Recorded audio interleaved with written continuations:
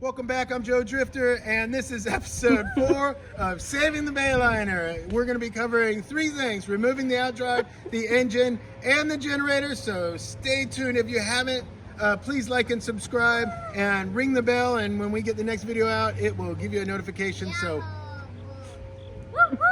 we're going to get going, and let's start with the Outdrive. All right, so here's the Outdrive. It's the newer Bravo 3. And it looks like it's in great condition. The skag still looks great. It's got some barnacle growth on it, just from being in the water. Good morning, guys. Last night I got stuck on this boat, and rather than breaking something else like the cables up top, I decided to call it quits. As much as I just wanted to cut the cable in this drive and get the drive off and replace the cable, I was like, you know what, let's just hold off and let's look into this a little bit more, because even if I got it off, I'd still have to figure out how to get that cable piece out of there, right? So I quickly got online as soon as I went inside and was watching some videos, and I found out that if I remove this cover right here, I can gain access to the shift lever that's right here. And the thought is that if I can do that and lubricate it, I can get the shift cable to push that way, and thereby allowing us the space for the clamshell to open up and release the cable and spit the cable out. So that's what I'm going to do this morning, and let's get started, okay? First step, I basically need the right socket. I thought it was just a 10 millimeter. It's not. It's actually a 3/8 12 point. I don't have a lot of standard sockets because I used to work with Toyota and whatnot, so I have all metric. And but for those who want to know, it's a 3/8 12 point. Okay, it goes right on there. I'm going to use my little Milwaukee here. I'll go ahead and see if these come out relatively easy. Oh yeah, that's freaking great, man. Boom, look at that. And we're gonna okay, I probably should have. Oh god, ah. Oh god, they didn't say that on the video. Okay, let's get damage control here. Bear with me.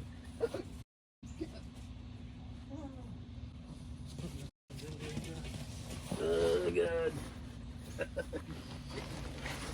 Put that up. Okay. Better. Well, look, there it is. There it is. Jesus, what a mess.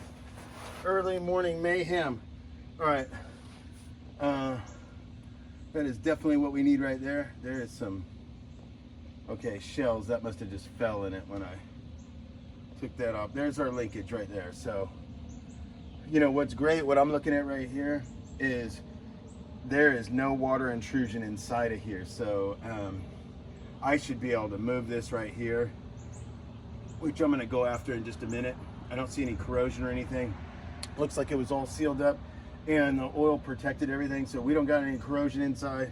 So my hopes are high right now. Let me go get a rag and some gloves on, and I'll see what I can do about moving that lever. Okay, so I got some cardboard down, the unexpected mess. I do recall maybe in seeing some other videos that they alluded to draining the drive fluid first, so I'd highly recommend that. But this is how you learn, I guess. So I've got some oil absorbent down, and I'm cleaning up my mess here, so let's try to be environmentally friendly, right? All right, I got the forklift into place here. I don't have a lot of clearance, maybe a foot of usable. I got an old strap, little 1-inch strap, and I put it on the hook on the top of the drive. It was attached to the hatch here that almost killed me in that first video. That hatch and I go way back.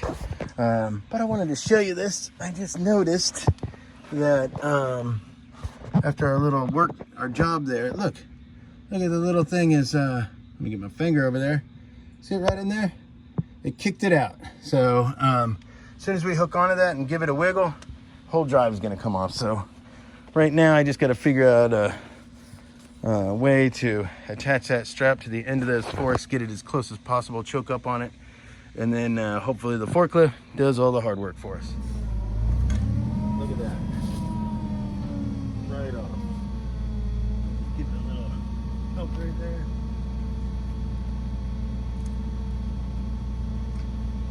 Okay, that. Here's lift up a little bit.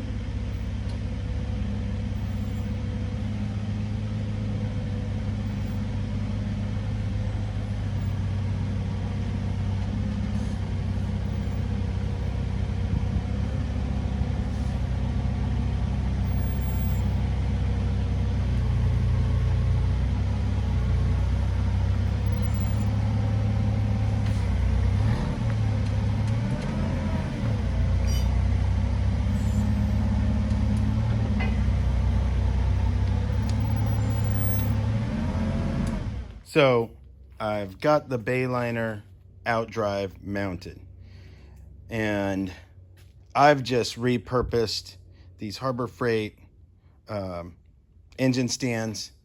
They make Outdrive holders, but they're like $300, $400, $500, and they even get more expensive than that. But I've got like 6 of these laying around, and I'm like, there's got to be a way I can make this work. And I just stared at it long enough, and this came to me. And I sourced some threaded rod from Home Depot and got some washers and some nuts, and basically expanded this vertically where it's usually horizontally on a motor. And it seems to do the trick. Got a pool noodle here. Cut it down so it doesn't bang on the shaft there or anything. You can still spin this here, and it'll spin the props down below. So it really makes it convenient for when you got like 3 or 4 of these and you just need to kind of move them around. Or if you just want to, like this one, it's going to take some time. You can see I got to basically get in here and finesse all this stuff off of here without trying to minimize collateral damage to the powder coated finish, because that's a 2006 drive and it's the newer XR style, I believe. Certainly the sacrificial anodes are toast and they need to be replaced. And this one is still locked in gear. I pulled this cover off here and there, and the top one there, and I tried finessing this mechanical lever back here, and it does not want to move. And I guess the gear set inside is not wanting to move this way. Fortunately, there's not any corrosion inside. It looks beautiful. It looks new inside.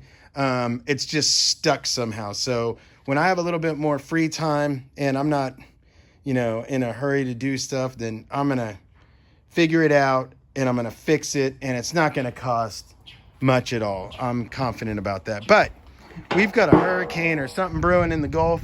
So, the problem that presents for me is that when we've got water down here on the ground, my forklift just wants to sink in the grass here. So my goal is to get this motor out tonight, and I'm going to jump on it now. So that's going to be the next video. Thank you for joining me on this one, and please stay tuned. I'll try to figure out how to link the next video with R&R in the motor and somewhere in the comments here. But yeah, thanks for watching.